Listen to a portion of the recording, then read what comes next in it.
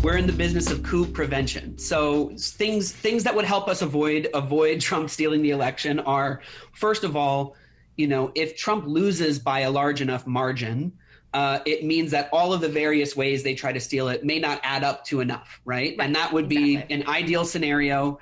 But if we're not in that case, then the more preparation we can do now makes their ability to steal an election less and less likely. So for example, one of the things that people are doing right now, there's a group called Protect Our Election that has a letter writing campaign to election officials to stiffen their backbones, to say, so that they know if they have to refuse an illegal order, they actually have support, right? Part of what we're doing. What do you mean by that? Like, they have support, like they're not elected. No, yeah. So what I mean is that there is a popular narrative and popular support for people to disobey orders of the would-be coup plotters. So in this case, we're talking about election officials in the context of potentially tossing ballots, invalidating ballots for, dubious reasons, things like that. Okay. Another thing that we're doing, well, actually, let me also say that, so on our website, choose-democracy.us, we have a pledge for people to sign. And the pledge is basically an organizing tool. And there's 4 parts to the pledge. The first is that we're going to vote. We'll participate in the process. The second is that we are going to refuse to accept an election result if a winner is declared without all the votes being counted. The third is that we're going to nonviolently take to the streets if a coup is attempted, defined in the way that I described earlier.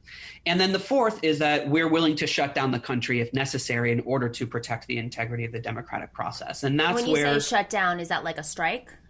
Yeah. So what we're talking about is, for example, the Rochester AFL-CIO, which represents 70,000 workers, just committed to go on strike if there's election tampering, and that they're also calling on the other affiliated unions with the AFL-CIO to do the same.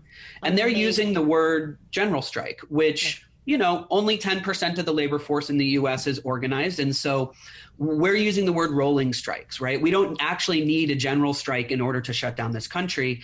If what it might look like is walkouts, wildcat strikes, sit downs, things like that. And there's a number of different industries that are already talking about this. The National Union of Healthcare Workers Executive Board just endorsed a pledge like this, for example. Another example is the Detroit Postal Workers are printing up the pledge with their official union letterhead on it, the Choose Democracy pledge. Wouldn't that hurt? I mean, listen, like I am 100% for a general strike, but healthcare workers walking out during a pandemic, postal workers, who, granted this will probably be after the election, who we rely on to distribute the ballot, mm-hmm. Doesn't that go against our goals here? I mean, what if it was just like Amazon workers? I mean, granted that it's not unions, but what if it was more targeted towards industries that are not going to disrupt the well-being and our democracy specifically? Yeah, totally. Well, I can't speak for the National Union of Healthcare Workers. I don't know what their strike looks like. I don't know what their actions look like. I do not think that they're threatening like, oh, there's not going to be healthcare for people or where our nurses are going. That's not what we're talking about. Okay. But the postal workers, for example, I mean, this is well after the election. So this is the stage that we're talking about is hopefully it never gets to this stage. Sure. But if it does, this is the last stage of the process. And that would look like shutting down the country, right? And so that's when coups are defeated, what we're demonstrating to power holders is that the country will not move forward until the democratic process is protected. And that's the leverage that we have for it. So when we imagine things getting punted into the courts are not apolitical. And if the country is being shut down, it's a very different calculus for them, right? And so even in 2000, their calculus was they could make any decision and they knew that the two political parties would accept it and people would go along with it. And so what we're trying to do is both change that calculus, and also part of the strategy of where we're applying pressure is we call it a pillar strategy. So if you understand a government or a regime as like, here's a way of so it's like, imagine I'm making a triangle. This is the roof of a house. And that roof is held up by a number of pillars. Those are different sectors of society. So it's held up by capital. It's held up by labor. It's held up by the media. It's held up by politicians. There are a number of different pillars. Some of those pillars we don't have any control over, but many of those pillars we do. And if we can yank the pillars of support out, the whole edifice collapses.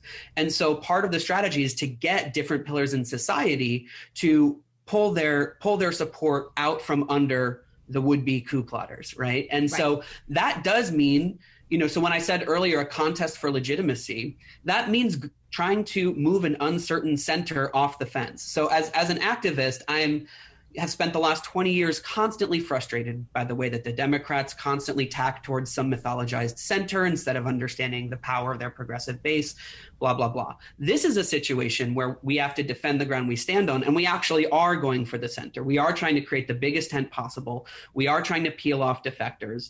We are trying to, so another example of something that is an option is consumer strikes, right? To convince capital that this is bad for business.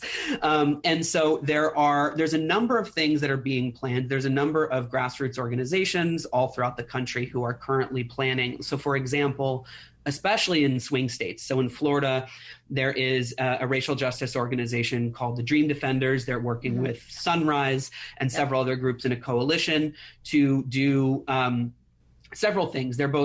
Everyone's doing training. So we're training now across all of these organizations, and many groups have other pledges that are similar to our pledge, that it's an organizing tool to get people to, for example, pressure politicians to sign the pledge so that they have something that they can be held to account for.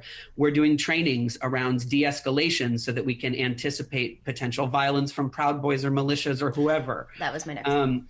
And basically do, protection at the polls, and then have people organized to be able to respond to a fluid context. So Dream Defenders and Sunrise all throughout Florida are organizing young people to both go on a youth strike if it escalates to that, but there's many steps along the way before it gets to that point. But what we're trying to do is start to seed the ground for a strategy so that if it does get to that point, we are ready. Because the good thing, there's a lot of things actually in our favor. That most coups are planned in secret. They are not tweeted out months in advance by a president saying that he's going to refuse to concede. So we actually have comparatively a large amount of time. Like in many other, like in France in 1961, they defeated a would-be coup in 4 days. Now they were able to do it because they had a really strong union movement, and so labor was able to click into action because the infrastructure was there. Right. And we don't have a lot of that infrastructure. So what we're doing now is moving through various social movement formations and other groups to build that infrastructure so that we can be responsive. And all of this, we're hoping, is preventative, that the more that we can flex that muscle, demonstrate or organize, show various elected officials, it already shifts the balance of forces in the calculation.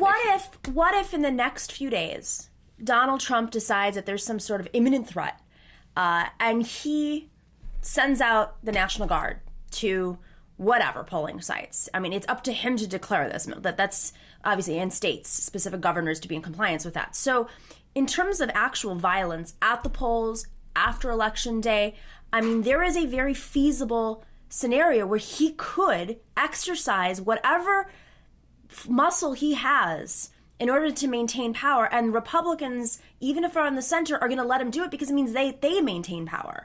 What is there to be done other than showing up on the streets? I mean, how do we fight that? Mm-hmm.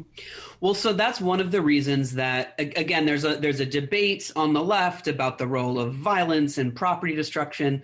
In normal social movement times, that's an interesting debate. In this context, we look at the canon of nonviolent civil resistance because that's what's worked. And one of the reasons is that it helps, if you're in a contest for legitimacy, drawing as big of a distinction as possible between our side and their side that may use violence or attempt to use violence is important. Also, building a nonviolent framework is a way to bring as many people as possible out into the streets. And so there's a lot of what ifs, and we are trying to think about as many contingencies as possible. But at the end of the day, when people sign up on these different pledges, there's a group called Hold the Line that also has a pledge, and they have a whole organizing guide that is linked on our site as well. And when people sign up and go through these trainings that we're offering, there's also an action hub so that we can pivot and respond to what is a chaotic, fluid moment. Thanks for watching and listening to The Nomiki Show. But remember to click like and subscribe on YouTube, and please share on social media. If you're not already a patron, please join us for as low as $5 a month on patreon.com/The Nomiki Show for early and special content. That investment makes a huge difference. We are not corporate media raking in the dough. It's really you guys that are keeping us going. So please consider being a patron. And to our current patrons, thank you so much. We are incredibly grateful to you. We also now have swag. So check us out on thenomikishow.com to get your mugs, your totes, and your stickers.